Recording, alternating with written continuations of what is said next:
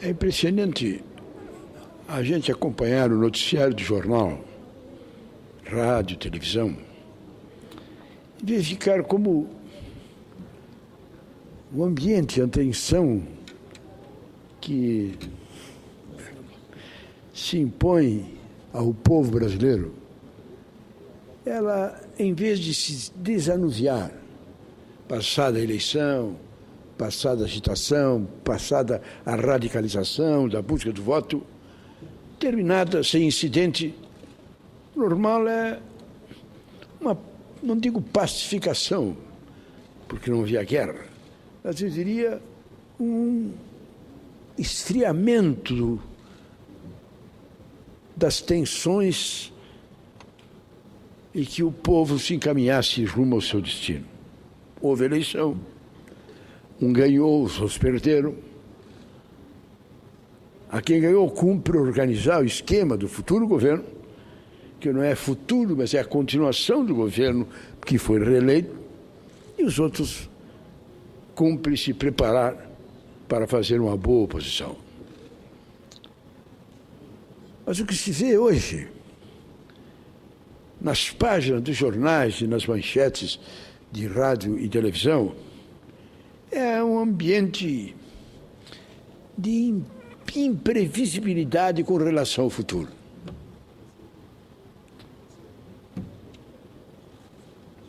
A saída da ministra da Cultura, um fato normal, terminou uma eleição, Sua Excelência resolveu sair do seu ministério, vem para essa casa, tudo bem. A forma como saiu poderia ser estranha. Sai dizendo, espero que o seu novo governo, a presidente foi reeleita, encontre nomes na área econômica que restabeleçam a credibilidade do seu governo. Restabeleçam quer dizer que tinha e não tem mais.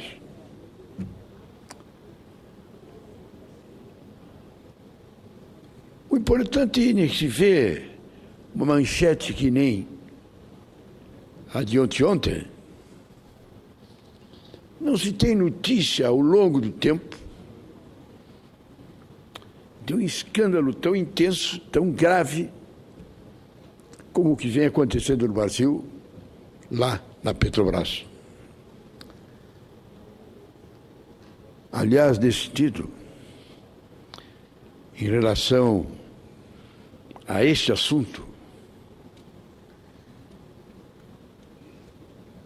interessante é que se fez uma campanha política onde se debateu praticamente de tudo, mas esse assunto não chegou a ser debatido.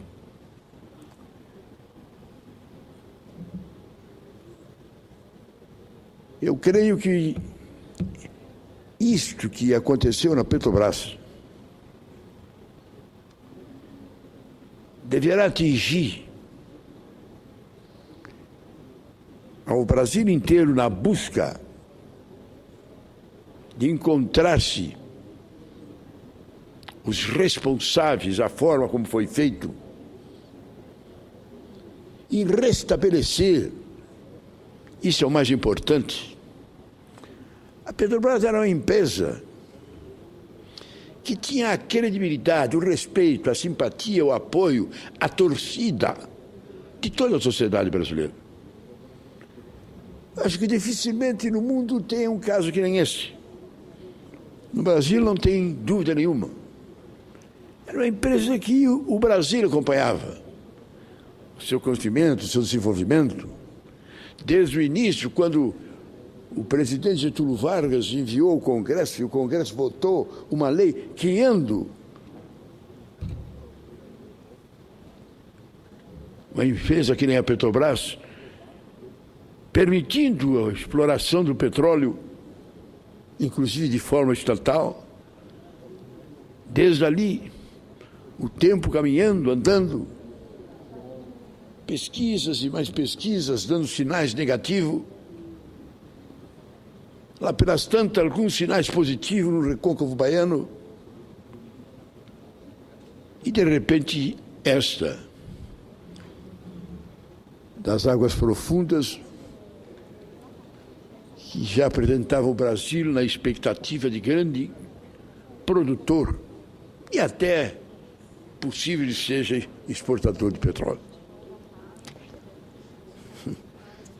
Nós até votamos, eu fico encabulado porque participei, apresentei um projeto, uma emenda ao projeto do deputado Ibsen Pinheiro, tratando dessa matéria com relação ao seu futuro, aos lucros a quem seriam destinados.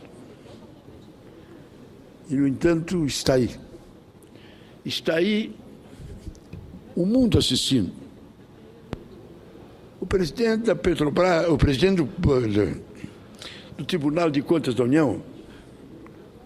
Vossa Excelência permite uma parte? Já lhe darei. Ilustre amigo gaúcho, ex-deputado federal, disse que é o maior escândalo que já foi examinado pelo Tribunal de Contas da União. Pois não.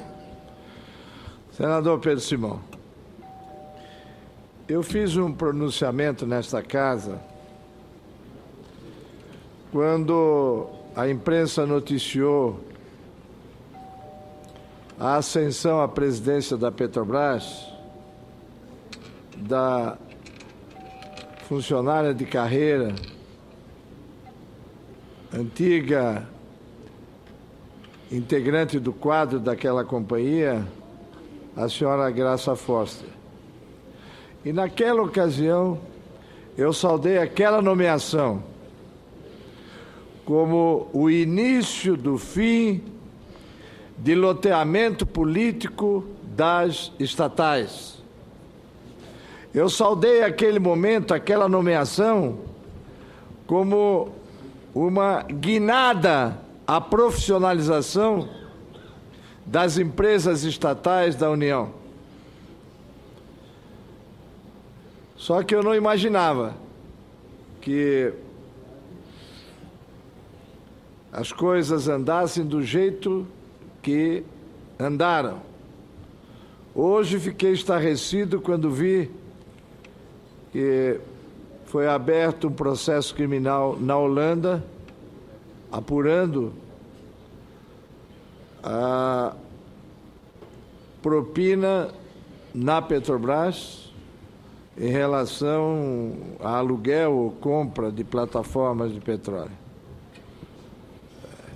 Eu espero, senador Simão, a Holanda querendo punir quem fez aqui. É o corruptor. E nós, brasileiros, tranquilo, não tem problema.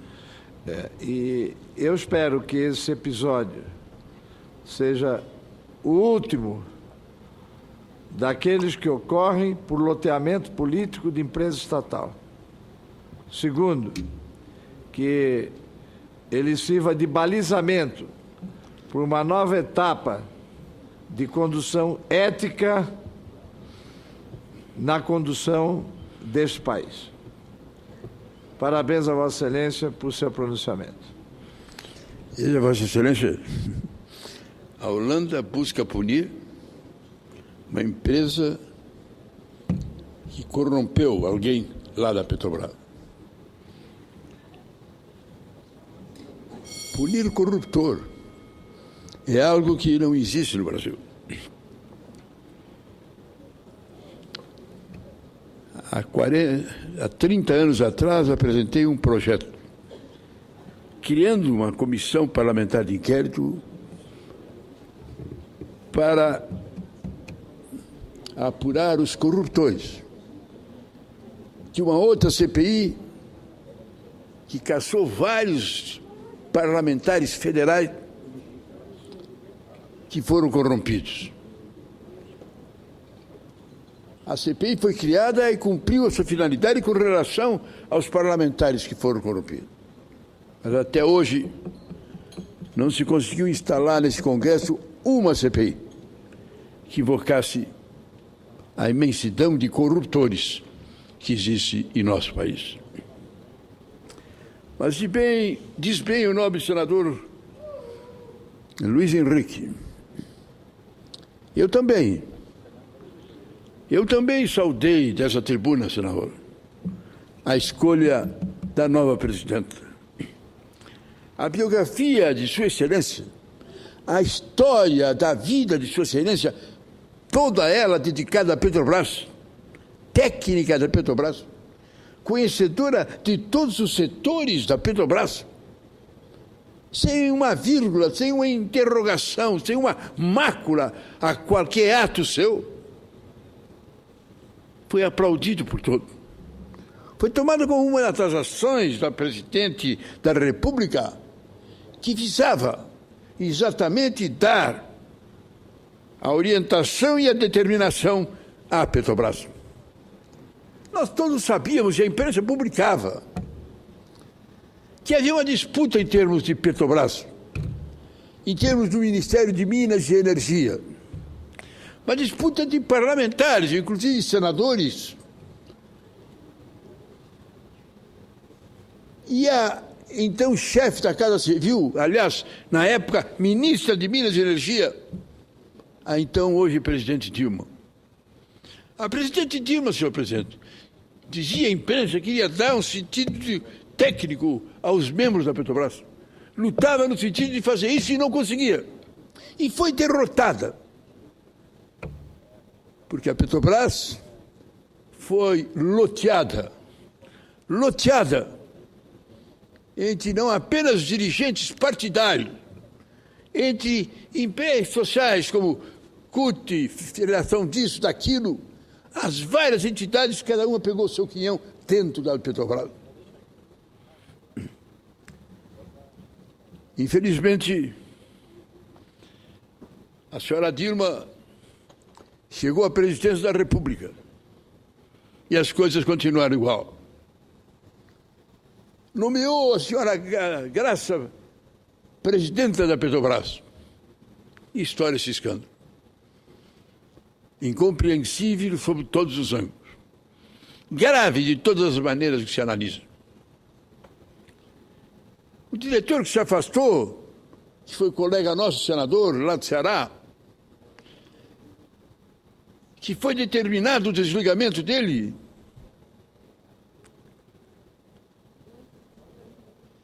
que uma empresa, a Petrobras contratou uma empresa estrangeira para fazer a inquirição interna, e essa empresa só aceitaria se esse diretor-presidente dessa subsidiária saísse. Pois ele era o principal implicado, o principal responsável, tido por as coisas que estavam acontecendo. Então a empresa não aceitou, não faria a vistoria com ele presente. Em vista disso, ele pediu por 30 dias de licença. A presidenta não afastou. Porque quando se cobrou a presidenta que afastasse, ela disse que não afastaria diante de prova onde não tivesse prova concreta e inabalável. Ele saiu à revelia da presidenta. Olha, sinceramente, eu não vejo momento mais grave e mais dramático na sociedade brasileira que esse que nós estamos vivendo. Uma reeleição num país democrata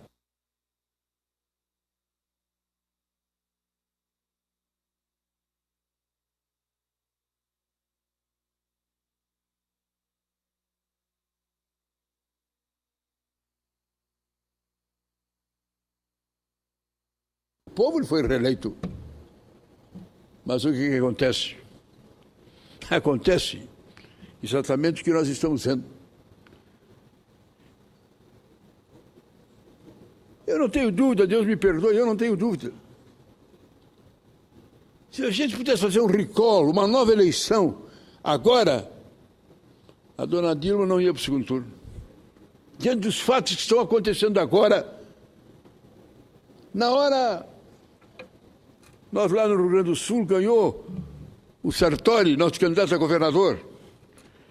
E todo mundo diz para ele, Sartori, aproveita de hoje até o dia 31 de janeiro, aproveita para viver feliz, para te alegrar, para passear, porque quando tu pegar o governo vai ser uma bomba. Aí é que tu vai dar dura. Aproveita agora, que é o melhor momento da eleição, é o momento depois da vitória, antes de tomar posse. Mas no caso da presidenta, parece que o céu caiu em cima dela. O seu partido, mas diz permanentemente, quando eu vejo o senador Luiz Henrique dizer que saudou quando foi indicado a presidente da Petrobras, porque terminou o leilão político, o PT deu a nota dizendo que os cargos têm que ser entregues aos políticos que têm mais voto, e não a gente desconhecido. Não é esses técnicos que não têm responsabilidade, que não têm compromisso. Olha, há uma interrogação muito grande com relação ao futuro do Brasil. Há perguntas que se cruzam no ar com relação ao que vai acontecer. Lá na outra casa, o ilustre líder, reconduzido à liderança da bancada dos deputados do MDB, se apresenta como candidato à presidência da República. Perdão, por enquanto, candidato à presidência da Câmara. E há um tumulto em torno disso, com relação às suas ligações, às simpatias e antipatias entre Sua Excelência e a presidência da República.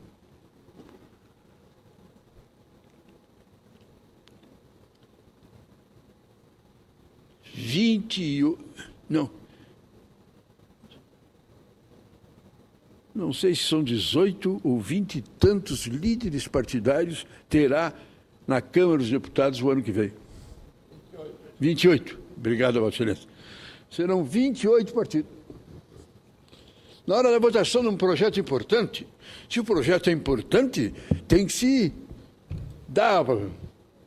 São 28 comunicações de líder para dizer que vai votar a favor ou contra o projeto. Mas isso não existe. É só dizer esse fato para a gente determinar que a vida partidária, a vida política, a vida do Congresso não tem realidade. Foge da realidade. Eu creio que esse tempo que antecede a posse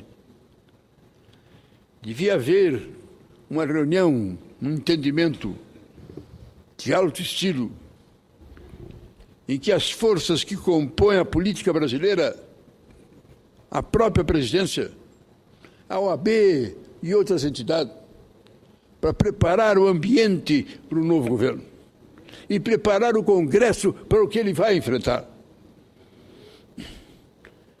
Se nós ficarmos como estamos até aqui, as reformas que se chama, que se cobra, que se exige tanto e tanto e tanto, não virão, como não vieram nesses 32 anos que eu estou nessa casa. Só, senhor presidente, Vossa Excelência, pela sua liderança, pela sua capacidade, pela sua história, como grande líder dos grandes momentos, os mais difíceis da história desse país, quer no nosso partido, quer na vida política, como presidente nacional do partido, como ministro de Estado, como governador, Vossa Excelência será um dos grandes responsáveis desse Congresso para se tentar uma saída com respeito, para se tentar uma fórmula através da qual a gente consiga defender um futuro entendimento. Eu disse e repito, isso é viável. Primeiro, a presidenta tem que querer. Tem que ter essa intenção. E eu não vejo na presidente Dilma chance nenhuma de avançar positivamente sem uma crise no primeiro dia que ela assumir. Se Sua Excelência não tiver a preocupação de dialogar e de buscar o entendimento, não na busca de uma maioria, dando e comprando, oferecendo e recebendo apoio em troca de votos, em troca de ministério, em troca de emendas parlamentares. Mas se Sua Excelência reunir as lideranças, ainda que sejam as 28 dos partidos, estabelecer uma meta de trabalho e um projeto de futuro e um plano comum de ação, isso pode acontecer. Repito o que já disse mais de uma vez aqui. Aconteceu. Numa hora mais grave que essa de hoje. Não grave no seu sentido de irresponsabilidade geral, mas grave no seu contexto. Essa casa, o Congresso Nacional, afastou o presidente da República, tirou da presidência da República e colocou no seu lugar o vice. Algo que nunca tinha acontecido. Aconteceram muitos golpes de Estado, os generais fecharam o Congresso, os generais derrubaram o presidente, os generais estabeleceram ditadura. Mas esse Congresso Nacional, uma vez fez o seu papel, cassou o mandato do presidente, que uma comissão presidida, uma comissão desse Congresso, depois de uma sessão histórica desse Senado, presidida pelo presidente do Supremo Tribunal Federal, disse que ele era culpado e ele deveria ser cassado, e ele foi cassado. E aí assumiu o vice. A dona Dilma está aí com 28 partidos. O vice não tinha nenhum partido. Tinha sido assinado ficha no PRN, um partido que o presidente criou por faz de conta e ganhou a eleição. E ele, vice-presidente, já tinha saído porque tinha rompido com o presidente. Reuniu. Assumiu e no dia seguinte reuniu todos os presidentes de partido, do maior MDB ao menor, todos no palácio, todos reunidos em torno de uma mesa. E ele afirmou: a situação é grave. Nós estamos aqui vivendo uma dura realidade. Eu não estou aqui representando o povo brasileiro. O povo brasileiro escolheu outro. E o presidente eleito pelo povo, o Congresso Nacional, cassou o seu mandato. E eu estou aqui porque a Constituição diz que cabe ao vice-presidente substituí-lo. Mas eu estou aqui não representando o povo, eu represento a vontade do Congresso Nacional.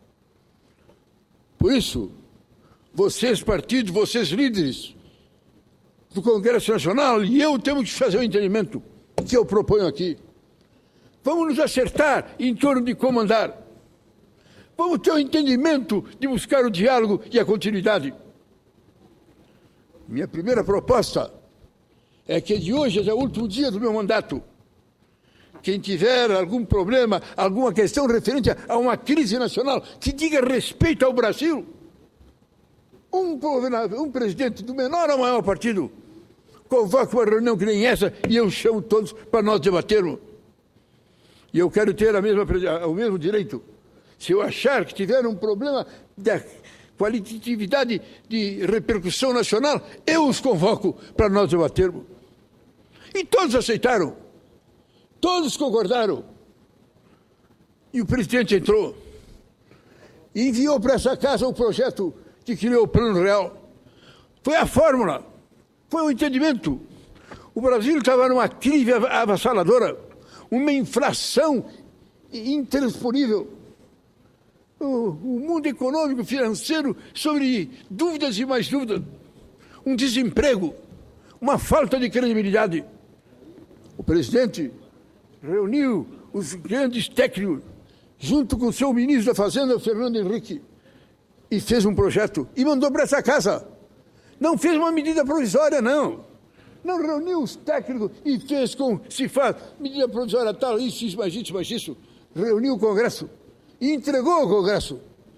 E o debate, quando ele assumiu, quando nós já tínhamos para o debate, foi o seu projeto. E se discutiu e se debateu. E todos falaram e todos discutiram. Depois da Constituinte, da votação da Constituição brasileira, senador Luiz Henrique, quando essa casa viveu o ambiente mais democrático, mais espetacular que eu tenho conhecimento na história do mundo afora. Nunca se fez um debate tão extraordinário, com a presença tão constante do povo inteiro como aqui. Mas depois daquele, o Plano Real foi debatido por toda a sociedade, pelas Assembleias Legislativas, pelas câmaras de vereadores, pela OAB, pela CNBB, comissões e mais comissões. Os ministros vinham diariamente a essa casa, aqui e lá na Câmara dos Deputados, discutindo, debatendo, modificando, alterando. E chegou o plano, e se votou, e se executou. O plano mais importante da história desse país. Reparem que o Plano Real foi votado lá no governo Itamar, que substituiu o senhor Collor. E veio o Fernando Henrique. E depois veio de novo o Fernando Henrique reeleito. E veio o Lula. E depois veio de novo o Lula reeleito. E veio a Dilma. E agora está voltando a Dilma reeleita. E o Plano Real está aí. Na sua importância e no seu significado. Pois esse plano foi votado sem um deputado, um senador, poder dizer que ganhou um copo d'água, ganhou uma emenda, ganhou um favor, ganhou um pedido, bater nas costas pedindo, por favor, faça esse projeto. Esse Congresso foi votado, esse Congresso votou livremente esse projeto, alterou, modificou, divergiu. Mas eu digo, eu era líder do governo, e eu digo aqui, olhando cara a cara de cada um dos parlamentares desse Congresso, o presidente ou qualquer ministro do seu governo não tomou nenhuma providência de cantar, de conseguir maioria, de buscar favor, de reunir aqui, de reunir lá, nada. O Congresso votou livremente. Votou. E foi aprovado. Está aí até hoje. A presidenta que faça algo. A presidenta que bote no papel, que chame os líderes. Está todo mundo, qualquer deputado, qualquer presidente de partido, dizendo, não, porque tem que ter um novo pacto social. Não, porque tem que ter uma reforma política. Não, porque tem que ter a reforma tributária. Não, porque eles têm o cinto, eles têm o quê. Reúne. Faça uma grande reunião. E da sua presidência tomar um café com os líderes de partido, o que só apenas com aqueles que ela gosta, o que ela deixa de gostar. Convoque todos. Aberte e debata.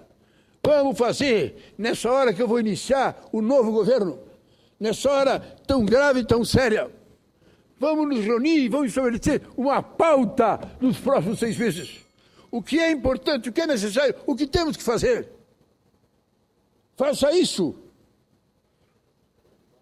Ou então, vai tentar conseguir maioria. 28 partidos vai ter que comprar. Ou melhor dito, uns ela compra, outros ela aluga. E não sabe por quanto tempo ela pode alugar. Essa saída a sua presidente ela tem. Ela precisa fazer isso. Ela tem condições de fazer. E nós temos condições de aceitar. Nós vamos para esse debate. Deus o livre. Dá para a gente imaginar o que vai acontecer na eleição da Câmara dos Deputados do seu presidente. Se for uma guerra histórica de uma candidatura do lado de cá e o presidente da República do lado de lá. O que vai acontecer na composição desse ministério, com 28 partidos a serem contemplados. Está aí a discussão agora. Que vê a gente discutir, não, o Congresso está votando porque ele quer votar o orçamento impositivo. O orçamento impositivo é algo mais importante e necessário que eu conheço. Mas o que é orçamento impositivo? Em qualquer país, o Congresso vota orçamento. e vota e o presidente da República tem que cumpri-lo. Nos Estados Unidos, ano passado, quase que deu uma crise infernal, porque o Congresso não queria alterá-lo em medida considerada essencial pelo presidente Obama e colocaria os Estados Unidos numa crise internacional. E o senhor presidente Obama quase tem que se ajoelhar na frente dos parlamentares republicanos para que eles concedessem esse favor. Então nós estamos querendo um orçamento impositivo, que bom. Que no Brasil não tem orçamento. Tem uma carta de mentirinha que a gente vota aqui por ouvir dizer. A gente já vota sem saber. Se vota aquilo que a gente não sabe o que é, o que deixou de ser. E a presidente não toma conhecimento, como nunca tomaram. Agora querem votamento impositivo. Mas que orçamento impositivo querem agora? Querem impositivo nas emendas dos parlamentares. O governo tem que cumprir e pagar as emendas dos parlamentares. Errado não está. Mas que seja orçamento impositivo no seu contexto geral e não apenas nisso. Por isso é que eu digo que a presidenta faça esse entendimento. Faça. E acho que ela terá condições de fazê-lo e terá o respeito da nação. Não digo que rompa com o PT, pelo contrário, se identifique com o PT, se identifique com a sua base. Mas o Brasil, acima de tudo isso, é o apelo que eu faço. Não estarei aqui, mas de casa estarei olhando, rezando e torcendo para que essas coisas aconteçam. Para que isso aconteça. Para que todo esse tumulto que nós estamos vendo nesse final de legislatura acabe com o final da legislatura. E que a presidenta, voltando lá do outro lado do mundo, lá da Austrália, venha com um sentimento diferente. Não de ódio, nem de revolta, nem de vindita. Sua Excelência ganhou. Se alguém está magoado porque saiu, porque ela vai tirar, etc e tal, fique acima disso. E pense um pouco no seu país que a senhora representa. No país que a senhora foi reeleita, que não tem mais nenhum compromisso com ninguém, a não ser com a sua consciência e com o Brasil. Faça isso, presidente. Façamos isso, torcemos que isso aconteça. Porque, caso contrário, eu não tenho dúvida, momentos dramáticos e muito infelizes, muito dolorosos, marcarão o início do governo de Sua Excelência. Obrigado a Vossa Excelência, presidente. Permite uma parte, senador. Me permite uma parte? Senador, eu creio que eu já disse isso aqui uma vez. O senhor escolheu o momento errado para sair do Senado. Eu creio que nunca, tirando o período da ditadura, em que o senhor, como político, foi tão fundamental na redemocratização, desde então, eu acho que nunca tivemos um momento em que precisávamos tanto de uma voz como a sua, quanto agora. Sua fala final, sua conclusão, é a demonstração daquilo que, lamentavelmente, muitos daqui dessa casa não estão percebendo.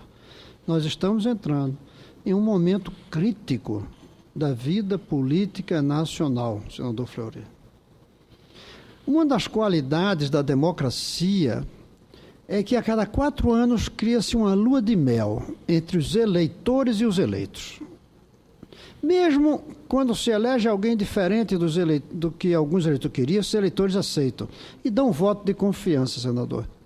O presidente senta com voto de confiança. Às vezes duram chamados 100 dias, às vezes 120, às vezes 1 ano, mas é um período em que as pessoas têm um gesto de confiança, de esperança. Além disso, os problemas, todos sabem, são herdados. Então não é culpa desse novo presidente ou dessa nova presidenta. Lamentavelmente, nós estamos começando um governo que, em vez de ser uma lua de mel, é um governo que começa em um casamento, eu não vou dizer fracassado, até porque vamos ter que aguentar 4 anos.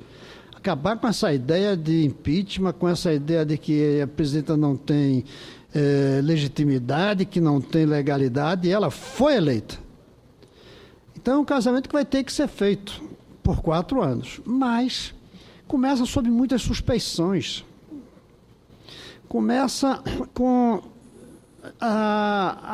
o descontentamento de que nesse casamento a casa não foi bem gerida.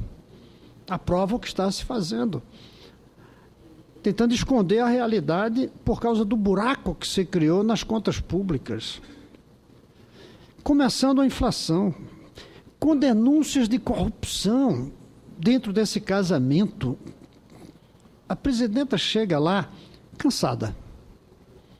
É um governo cansado. Não é um governo novo. E um governo cansado sob suspeição. Além do mais, num processo eleitoral muito dividido e com fortes fanatismos de ambos os lados. E ainda pior, é que em ambos os lados os eleitores não foram votar todos porque queriam aquele candidato. Muitos votaram no Aécio porque não queriam a Dilma. Muitos votaram na Dilma porque não queriam o Aécio. Poucos votaram entusiasmados em qualquer dos dois. Tiro poucos. Alguns, ou uma quantidade. Então, é um governo que chega em um momento de antagonismo com a população, apesar de ter tido mais de 51% dos votos válidos. Se a gente considerar os que não foram votar, se considerar os votos nulos... Não chega a 40%. Não chega a quanto? A 40%. 45%. Não chega a 40%. Não chega a 40%. Então, é um casamento débil, nesse momento. Um casamento débil, em que tem que ser mantido por 4 anos, porque aí a grande tragédia para o Brasil é se não fosse mantido. Não podemos aceitar essas provocações. Esse casamento precisa de vozes como a sua. Eu quero lhe repetir, dizer aqui de público, que eu lhe disse um desses dias aqui, que enquanto o senhor não estando aqui, eu quero ser o seu porta-voz aqui. Mande seus discursos que eu leio, porque o Brasil precisa ouvir a sua voz agora mais do que nunca. Felizmente ainda temos um mês e meio para ouvi-lo, mas seria muito importante a sua presença. Conte comigo como seu porta-voz aqui dentro, até quando eu discordar do que o senhor me mandar ler, eu lerei, como sendo uma continuação da sua fala nesse Senado. Meu querido senador, Vossa Excelência, das mais gratas lembranças que eu levarei dessa casa. Vossa Excelência é uma personalidade que eu admiro ao longo do tempo. Vossa Excelência tem grandeza. A luta que Vossa Excelência tem feito pela educação, como ninguém nunca fez nada semelhante, merece realmente o nosso maior respeito. Vossa Excelência é uma das vozes nessa casa que vem discutindo, debatendo, chamando a atenção dos presidentes, sejam eles quais forem, em torno dessa matéria. Tenho certeza que Vossa Excelência vai continuar. E ao contrário, eu telefonarei muitas vezes a Vossa Excelência, sim. Telefonarei para felicitar Vossa Excelência pelo pronunciamento que eu tenho certeza que Vossa Excelência vai lá fazer. Eu digo a Vossa Excelência com toda a sinceridade, na minha idade de 85 anos, que faço agora em janeiro, eu decidi não concorrer. Comuniquei à casa e disse que não concorreria. Ele não era candidato. 40 dias antes, menos de 40 dias, a morte do nosso candidato à presidência, o ilustre governador de Pernambuco, companheiro Eduardo, e a Marina, assim, no presidente, o nosso candidato a senador teve que ser o vice-presidente. E ali, menos de 40 dias, eu assumi para fechar a chapa, para tê-la completa. Mas na certeza absoluta, todos nós sabíamos, e o governador eleito me escreveu uma carta emocionante nesse sentido, eu concorri. Mas sabia que não era para ganhar e sabia que não estaria aqui. E digo aqui o que disse a Vossa Excelência. Eu pretendo percorrer o Brasil, não com o brilho do Teutônio, não com a beleza do Teutônio, não com a santidade do Teutônio, mas com uma vantagem, Deus que me perdoe. eu não tenho os 4 cânceres que o Caetano carregava, as 2 bengalas que ele tinha que se arrastar, e se arrastando, muitas vezes de cadeira de roda, ele subia nos púlpitos, desde a igreja até a universidade, até o momento da greve estudantil, para debater e defender a democracia e defender a liberdade. Eu acho isso muito importante. Eu acho que Vossa Excelência, que tem debatido e tem defendido essa tese, muitas vezes a sua tribuna, Vossa Excelência, que tem chamado a atenção do povo, de que o povo deve praticar, participar, dizer presente em todos os momentos, eu acho que isso seria importante. Se nós conseguíssemos que várias pessoas, a começar por nós que estamos saindo, a começar por outros, professor universitário, intelectual, líder sindical, jovens, saírem para a rua, debater, discutir, analisar, fazer não apenas a crítica destrutiva, mas debater os problemas do Brasil, aí vai. Porque, sinceramente, Vossa Excelência sabe, e eu sei, que deixando o Congresso sozinho, deixando o Executivo sozinho e deixando o Supremo sozinho, nós não vamos a lugar nenhum. Da mesma maneira com que o povo na rua, os jovens, lotando aqui à frente do Congresso, nós votamos a ficha limpa, onde muitos não queriam, assim como os membros do Supremo diziam que eles não aceitavam qualquer tipo de provocação, eles tinham que ser independentes. E não eu, mas votaram o mensalão. O povo deve ir, deve debater. Isso eu pretendo fazer. Convidar as pessoas a irem para fora, virem discutir.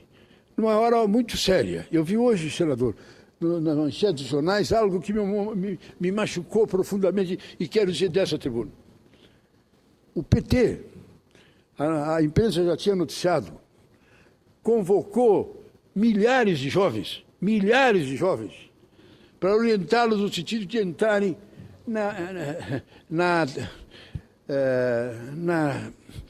nos aparelhos de internet, para prepará-los para entrarem nesse sentido. Deram aulas, analisaram, e muitos foram contratados a não sei quantos mil por mês para fazer esse trabalho nos últimos 6 meses. O trabalho na televisão participativa, nas redes sociais, era desde distribuir coisas a favor do governo, ideias a favor dos candidatos do governo, como contra os de oposição, e espalhar boatos, o escândalo, seja lá o que for. E é o que aconteceu. Com a Marina, inclusive, em questão de uma semana, demoliram com ela nas redes sociais. Os jornais de hoje noticiam que o PT decidiu manter as redes. Essas pessoas que foram convocadas para a eleição, e terminada a eleição, terminou, vão ficar permanentemente. O PT vai ter uma rede de jovens nas redes sociais preparada para fazer isso constantemente. Isso significa que nós vamos ter nas redes um debate daqueles que vão dizer A, B ou C, chamando isso, aquele, denunciando isso, denunciando aquele. É uma pena. É uma pena. Mas mesmo assim eu acho e eu confio na sociedade brasileira. Confio nos jovens brasileiros. Confio com a mais profunda sinceridade que vai acontecer isso.